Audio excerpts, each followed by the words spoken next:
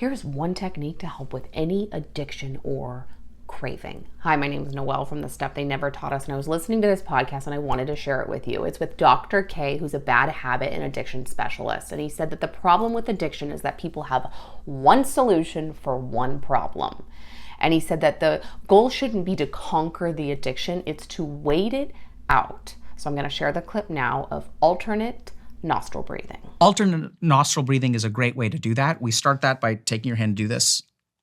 Okay. And then thumb is out. Great.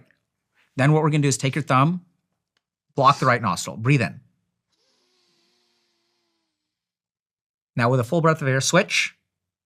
There you go. Breathe out. Breathe in through the same nostril. Switch. Breathe out.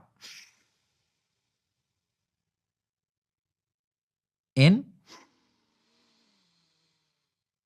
Switch. Out.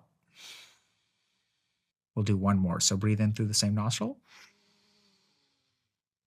Switch. And out.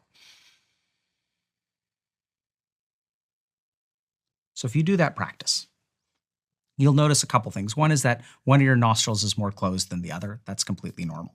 It'll alternate about every 90 minutes if you're healthy, okay? So this practice, if we sort of think about it, what were we talking about again?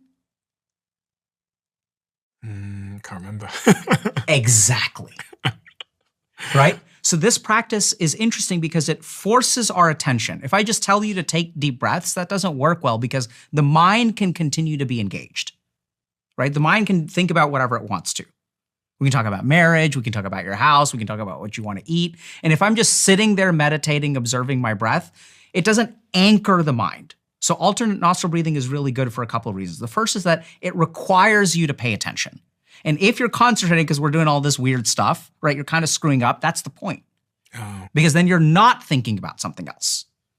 So then something really cool happens. I feel like watching pornography. I do this for a while. Which one again? And then you do it for a little while, calms down the physiology, you'll feel a little bit calmer, and now the urge has disappeared. It'll come back stronger. But your brain has learned an alternative. The whole reason we get trapped in a cycle of addiction is because we have one solution to one problem. The moment that we create a second solution, a lot of things change.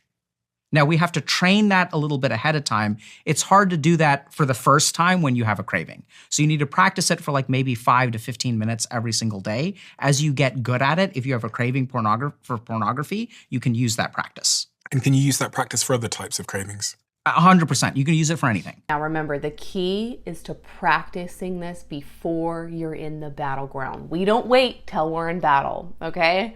We're doing something about it before then. Please share this with someone that you care about and comment below if you'd like the link to the full episode.